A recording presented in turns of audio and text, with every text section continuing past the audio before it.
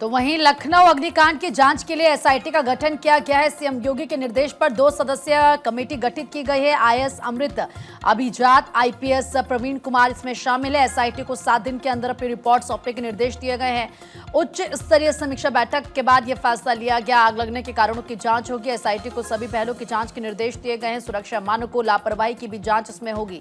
तो आप जानते हैं कि किस तरीके से कल लखनऊ के अलीगंज में कॉम्प्लेक्स में आग लग गई थी और इसमें 15 छात्रों की जान चली गई, उनकी मौत हो गई। बहुत ही भयावह ये तस्वीरें निकलकर कल वहां से सामने आई। हमने देखा कि कुछ बच्चे जान बचाने के लिए वहां से किसी तरीके से वो कूदते नजर आ रहे थे, नीचे उतरते हुए नजर आ रहे थे, नीचे लोग खड़े थे।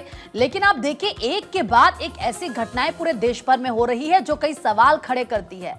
जब इस तरीके से कोचिंग सेंटर शुरू किए जाते हैं तो क्या वहां पर जो मानक है उनको तय नहीं किया जाता या फिर लापरवाही बरती जाती है, अनदेखी की जाती है गाइडलाइंस की? क्योंकि अगर आप सोचिए यहां पर पूरी तरीके से गाइडलाइंस को फॉलो किया जाता तो आज ये तस्वीर नहीं होती, इतने स्टूडेंट्स की जान नहीं जाती। और देखिए, इस बीच आपको जल्दी से अपडेट ये भी दे दें कि हादसे वाली जगह पर फोरेंसिक टीम पहुंची है। जांच में जुटी हुई है फोरेंसिक टीम। कोचिंग सेंटर में आग लग गई थी, 15 छात्रों की जान गई है। और देखिए, अभी इस मामले में एसआईटी का गठन किया गया है। 7 दिन में रिपोर्ट भी मांगी गई है। कल जैसे ही हादसा हुआ, सूचना मिलते ही अलीगढ़ दौरा रद्द करके सीएम योगी तुरंत लखनऊ पहुंचते हैं। बहुत सारे सवाल उठ रहे हैं। बायोमेट्रिक गेट लॉक हो गया, इमरजेंसी एग्जिट था ही नहीं, इस तरह की चीजें भी निकलकर यहां से सामने आ रही है। जो लोग यहां पर काम कर रहे थे उन्होंने इस तरह की जानकारी दी है कि यहां पर बायोमेट्रिक गेट उस वक्त लॉक हो गया जब यह हादसा यहां पर हुआ, इमरजेंसी एग्जिट यहां पर था ही नहीं। तो ये एक सबसे बड़ा सवाल इस वक्त बना हुआ है। इस तरह की उम्मीद है कि एसी में शॉर्ट सर्किट हुआ जिस वजह से हादसा हुआ है। स्टूडेंट्स को इतना भी मौका यहां पर नहीं मिला कि वो किसी तरह से यहां से बाहर निकल पाए। इतनी तेजी के साथ ये आग फैल गई। दोपहर करीब 2:15 बजे के आसपास यह हादसा होता है। प्रधानमंत्री मोदी ने, राष्ट्रपति मुर्मू ने, सभी ने इस हादसे पर दुख जाहिर किया है। रक्षा मंत्री राजनाथ सिंह कल खुद घटना स्थल पर पहुंचते हैं पहले, फिर हॉस्पिटल जाकर घायलों से मुलाकात करते हुए नजर आते हैं। लेकिन जिस तरह से हादसा हुआ है, इसमें सीएम योगी की तरफ से कहा गया है कि आग से जो जनहानि हुई है बेहद ही दुखद है। मामले की तह में जाकर दोषियों को सजा दिलाई जाएगी। एक्शन हुआ है इस मामले में। बिजली विभाग के 4 अधिकारी हैं जिनको हाल ही में सस्पेंड किया गया है। अपने आप में दुखद यह है कि 15 लोग जो यहां पर मौजूद थे उनकी जान चली गई। सबसे बड़ा सवाल कि यहां पर देखिए, जो बिजली के तार थे, किसी तरह से कुछ तो ऐसे स्टूडेंट्स थे जिन्होंने उन तारों की मदद से यहां खुद को बचाया है। वो नीचे उतरे। कल जब डिप्टी सीएम ब्रजेश पाठक यहां पर पहुंचते हैं वो बेहद ही भावुक होते हुए नजर आए। लेकिन अब सवाल इस वक्त बहुत सारे उठ रहे हैं जिस तरह से हादसा हुआ है।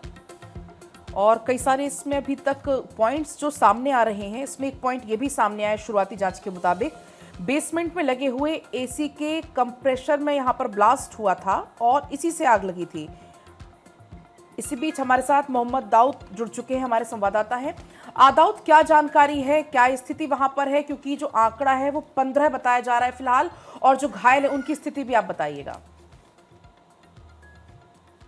देखिए, तौर पर बता दें, कल राजधानी लखनऊ के पुरनिया इलाके में जो दिल दहला देने वाला एक अग्निकांड हुआ है, उसने राजधानी लखनऊ सहित पूरे प्रदेश भर में हाहाकार मचा दिया है। गम का माहौल चारों तरफ छाया हुआ है। आपको बता दें कि कल ये जो घटना हुई है, कल दोपहर में जिस वक्त ये दर्दनाक घटना होती है, उसके बाद से जब वहाँ रेस्क्यू ऑपरेशन शुरू किया गया है, आग की लपटें इतनी तेज थी कि पूरी राजधानी में उसका जो धुआं था वो फैलता हुआ नजर आया है। चारों तरफ वहां पर एक डर का माहौल था, दहशत का माहौल था। रेस्क्यू ऑपरेशन जब किया गया, उसके बाद जब वहां से जो स्टूडेंट्स थे उनको निकाला गया है, तो वहीं धीरे धीरे जब उनको सही सलामत वहां से कुछ लोगों को निकाला गया जिनको इलाज के लिए अस्पताल भेजा गया, तो वहीं 15 जो उसमें स्टूडेंट्स थे उनकी मौत हो गई है। उनके शव को केजीएमयू स्थित मोर्चरी भेजा गया, जहां पर उनको रखा गया, उनका पोस्टमार्टम होना शुरू हुआ। और अभी जो उनकी मौतों का आंकड़ा है वो फिलहाल आधिकारिक पुष्टि के बाद 15 ही बताया जा रहा है, क्योंकि जिस तरह से आग लगी थी वहां पर रेस्क्यू ऑपरेशन किया गया है। कई टीमें वहां पर लगाई गई रेस्क्यू के लिए। उत्तर प्रदेश के मुख्यमंत्री योगी आदित्यनाथ को खुद मौके पर आना पड़ा, क्योंकि वो अलीगढ़ का जो दौरा था उसको कैंसिल करके तत्काल जब उन्होंने इस घटना के बारे में सुना तो संज्ञान लेते हुए राजधानी लखनऊ में उन्होंने शिरकत की, घटनास्थल पर पहुंचे।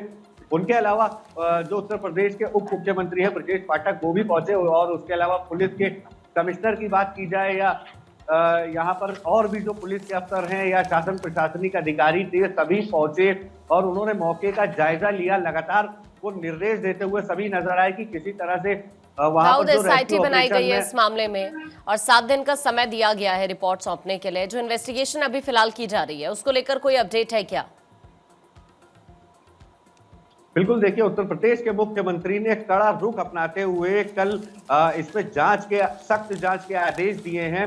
और वहीं कल रात ही इस मामले में जो बिल्डिंग मालिक है, बिल्डिंग मालिक समेत इसमें 4 लोगों की गिरफ्तारी भी कल हुई है। कल ही मुकदमा इस मामले में लिख दिया गया है। उसके बाद बिल्डिंग मालिक सहित 4 लोगों की गिरफ्तारी की गई और जो अन्य लोग हैं उनकी भी तलाश जारी है। और कुछ इसमें जो जिम्मेदार अधिकारी थे कल उनके खिलाफ कार्रवाई करते हुए मुख्यमंत्री योगी आदित्यनाथ साफ तौर पर नजर आए। उसके अलावा आज मुख्यमंत्री योगी आदित्यनाथ इस मामले में कई बड़े एक्शन लेते हुए नजर आ सकते हैं, क्योंकि मुख्यमंत्री ने कड़ा रुख एक मामला अपनाया है। सामने आया है क्योंकि वहां पर कल इस तरह की घटना हो गई, न जाने ऐसे कितने और कोचिंग सेंटर्स चल रहे होंगे या और चीजें ऑफिसेस होंगे जो गाइडलाइंस है उनका पालन नहीं करते। तो क्या अब इसको लेकर पूरे उत्तर प्रदेश में या लखनऊ में किसी तरीके से अभियान चलाया जाएगा? ये देखा जाएगा कि कौन कौन सी ऐसी जगह है जहां पर गाइडलाइंस को फॉलो नहीं किया जा रहा है या फिर जहां पर खतरा ज्यादा हो?